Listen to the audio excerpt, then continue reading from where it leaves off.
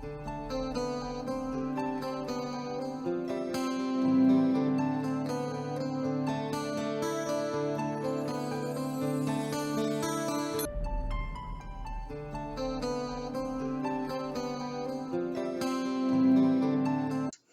pessoal, bem-vindos ao Fator Paranormal. Eu sou Cris de Pascoal e hoje eu vou contar o 14º capítulo da minha jornada espiritual. Bem, eu vou falar um pouquinho de projeção da consciência, porque eu vejo a projeção da consciência como a principal ferramenta de contato. Continuando o meu relato, nos contatos com o arcturiano Kron, foram todos de forma lúcida, em projeção astral. E ele sempre dizia o seguinte, que eu pesquisasse, que eu questionasse.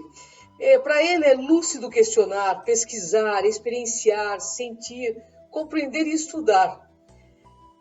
Ele diz o seguinte, se a humanidade fosse mais questionadora e menos robotizada, nós não estaríamos colocando o planeta e o futuro da nossa raça em perigo.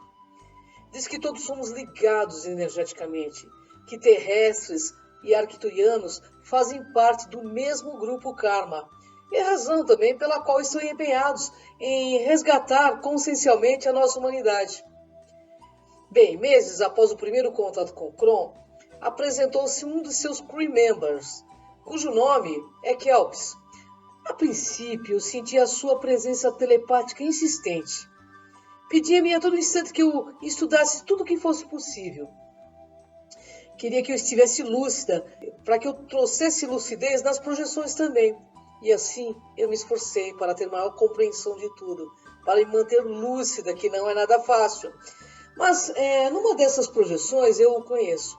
Ele lembra um rapaz com mais ou menos 1,80 de altura, de mais ou menos 30 anos, olhos de mongol de um azul incrível, boca pequena, nariz pequeno, bem feito, cabelos longos, tipo cor de palha, testa proeminente. E parece que essa testa proeminente é uma característica, né, dos arcturianos. Ele tem o rosto comprido, que comparando lembra por cima um cavalinho muito simpático. É amistoso e de bondade cativante, mas parece um adolescente, é inteligentíssimo. Ele usa roupas coladas, tipo um macacão com uma simbologia de 2 triângulos. Somente mais para frente eu decifro o significado, com a ajuda de um linguista cabalístico. Kelps diz ser um tipo de mensageiro galáctico, um intermediário do Kron. Nos dias que se vão, passa a estar mais próximo comigo.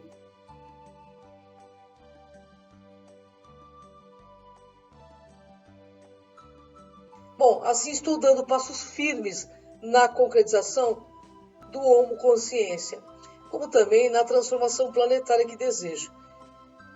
Mas a questão é a seguinte, o que fazer com tudo isso, né? Meus valores, tudo que eu via como verdade, estavam no chão, diante de mim, à espera de uma solução ou compreensão.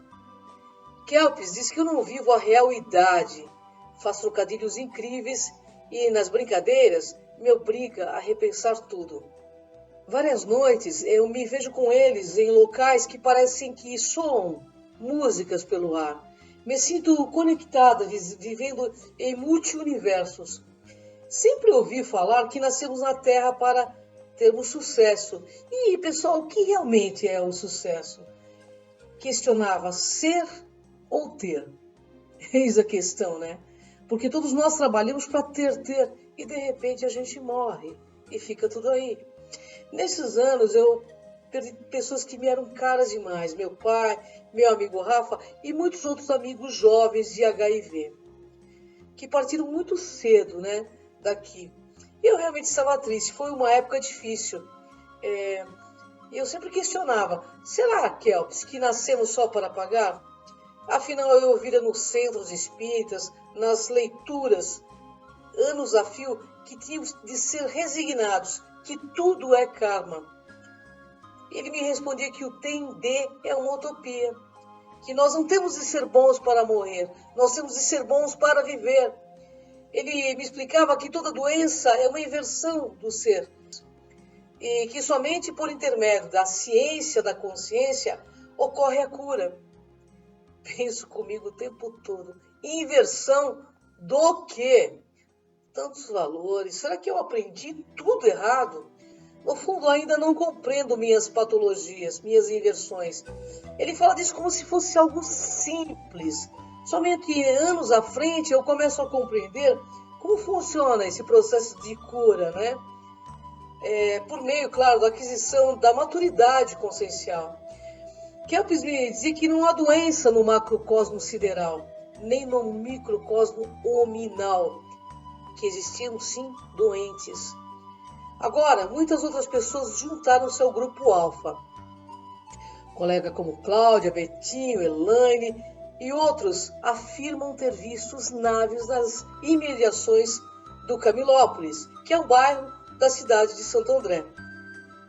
Vivemos uma época quando a curiosidade nos leva à busca, e muitos desses participantes do Grupo Alfa, na realidade, acabaram por se dispersar.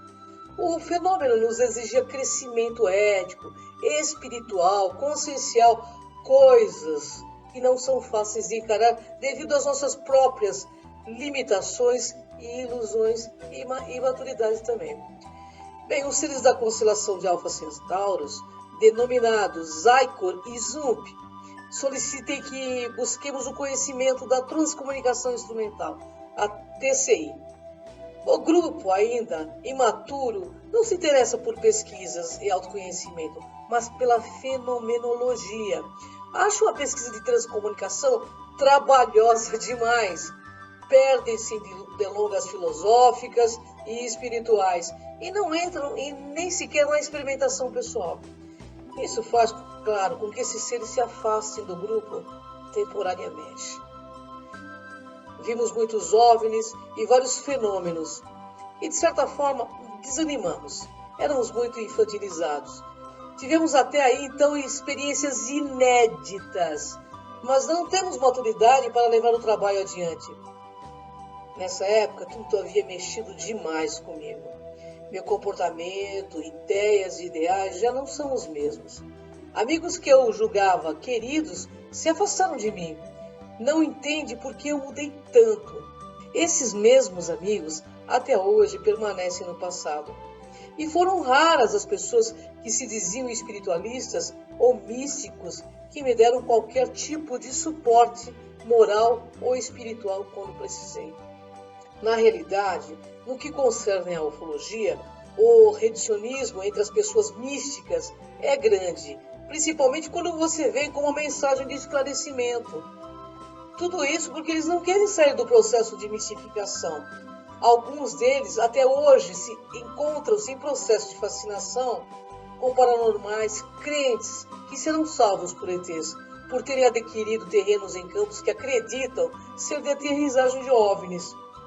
Nessa época, por volta de 94, 95 já, eu procuro por Charles Paz Wells, um contatado dos seres de Ganimedes, com o qual aprendo muito. Uma das pessoas mais coerentes e pé no chão que conheci naquela época.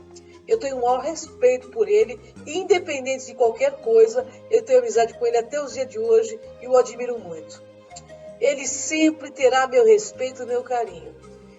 No grupo que ele lidera, chamado Rama, não há idolatria. Esse grupo tem realmente a intenção do esclarecimento.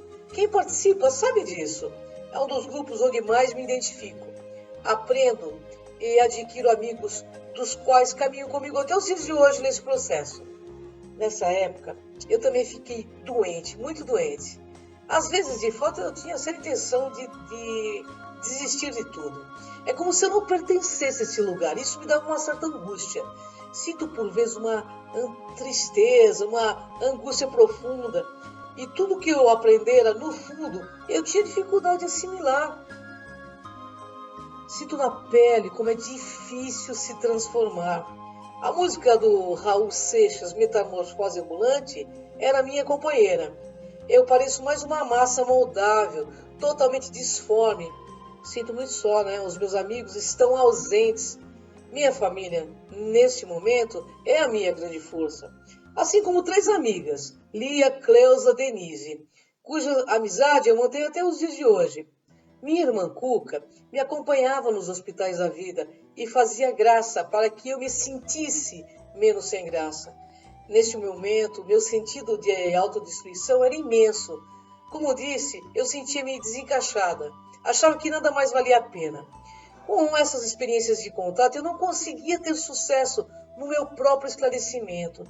Como podia eu ter a pretensão de esclarecer as outras pessoas? Bem, tudo estava nublado, confuso, como uma tempestade mental. Meus neurônios estavam em curto-circuito, minhas sinapses desconexas. Já não conseguia ser a pessoa que eu era e ter o equilíbrio e a paz de espírito que eu almejava. Sentia-me estranha. Busco então a ajuda da psicóloga, a doutora Maria Aparecida, do Instituto de Bezerra Menezes, em São Bernardo do Campo. Fazia 3 sessões de análise por semana. Isso, de certa forma, acalmava o turbilhão de informações que me vinham à mente. A doutora Maria Aparecida era uma pessoa extremamente lúcida e durante muito tempo me manteve no eixo. É espiritualista, ela entende a minha linguagem. Então ela passou a ser uma grande força no intuito de me centrar. Com ela eu sentia minha vontade. Comecei a trilhar o árduo caminho do meu autoconhecimento. E por vezes eu sentia ser uma sonda, a medir a minha própria profundidade. E tinha medo mesmo de morrer de fadiga psíquica. Agora eu entendi os meus surtos de depressão. Era a minha própria negação da consciência em mim. Um dia eu recebo a visita de um amigo espiritualista extremamente famoso, escritor, conceituado, psicanalista, que eu adoro. Falo da minha necessidade de levar publicamente uma mensagem dentro dos meios ufológicos, a fim de desmistificar, conscientizar o maior número de pessoas possíveis, porque eu enxergo que se não mudarmos imediatamente, em menos de 100 anos à frente, acabaremos com a vida planetária. Como ele não morava perto e desconhecia o caminho de volta à sua casa, resolvo levá-lo então até a Avenida dos Estados.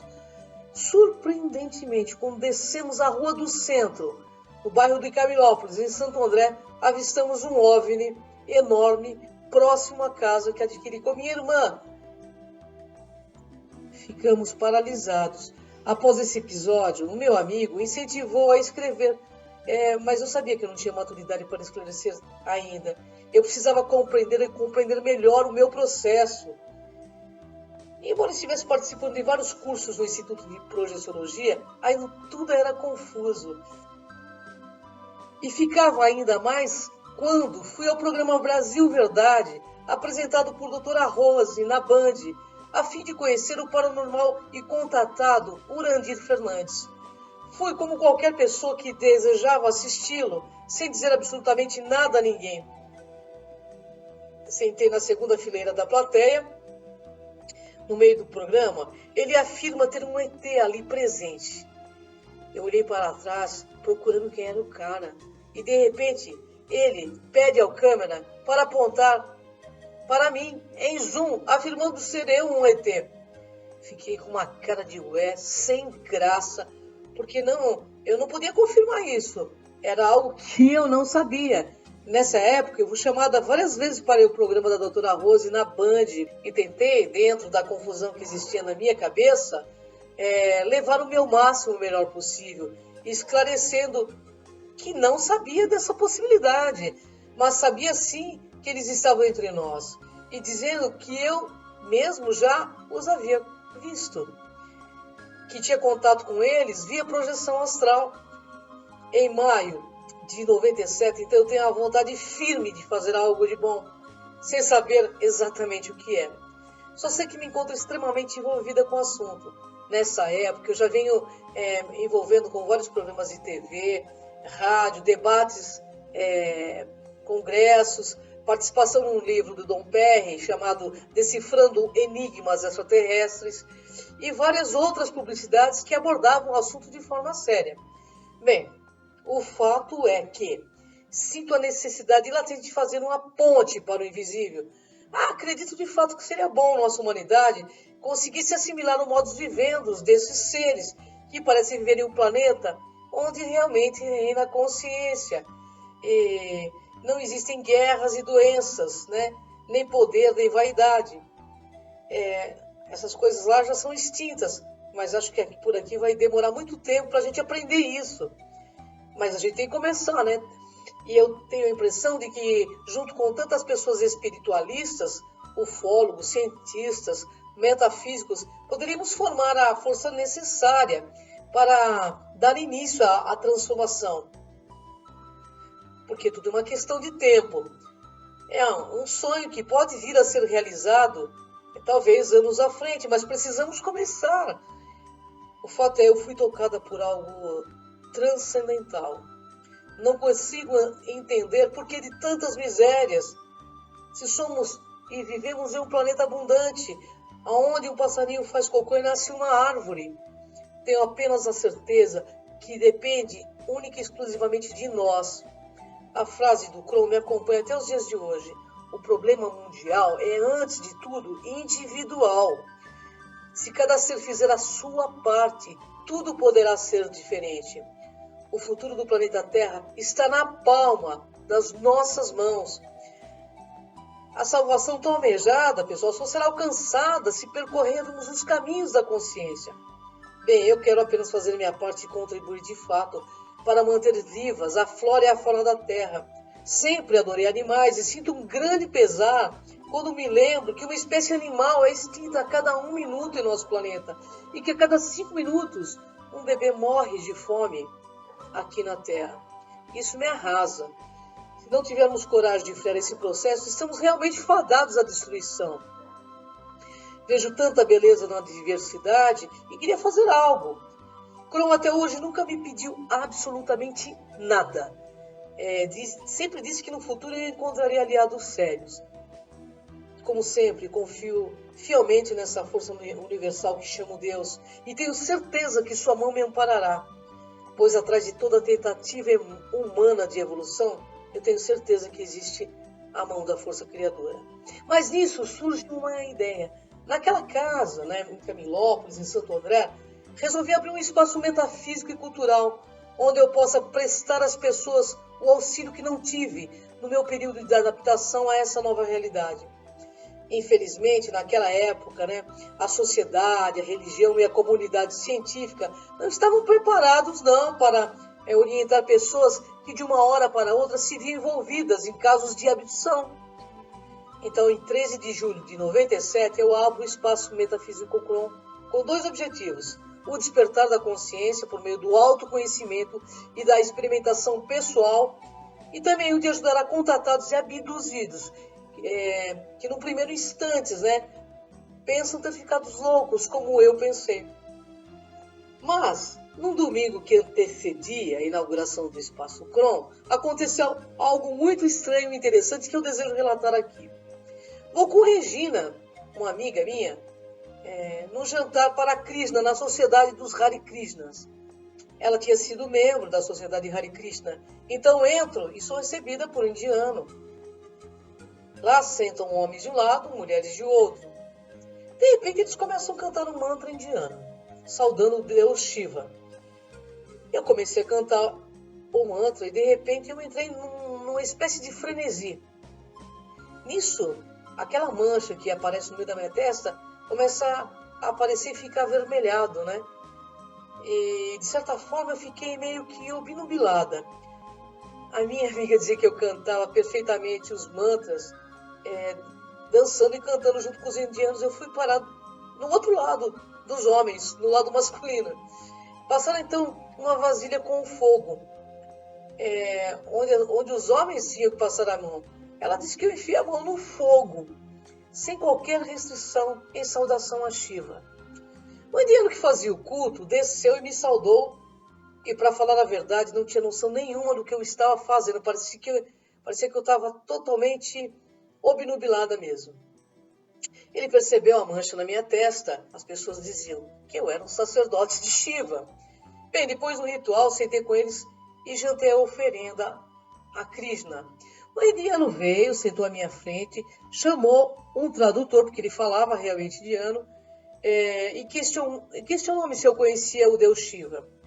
Falei, olha, eu conheço ele assim, só de imagem, não sei nada profundamente dele. Eu vim apenas para conhecer e participar do jantar a Krishna, que vocês oferecem todo domingo à noite. O tradutor me disse o seguinte: você passou a mão no fogo purificador. E isso somente os sacerdotes de Shiva fazem. E essa mancha na sua testa é uma marca espiritual de quem serve a Shiva. Bem, depois eu vim a saber que Shiva, na Índia, é o deus que derruba os egos, né? Naquele momento o meu estava totalmente no chão. Mas a continuação dessa história ficará para o próximo capítulo de Fator Paranormal. Vem comigo, Hari Shiva.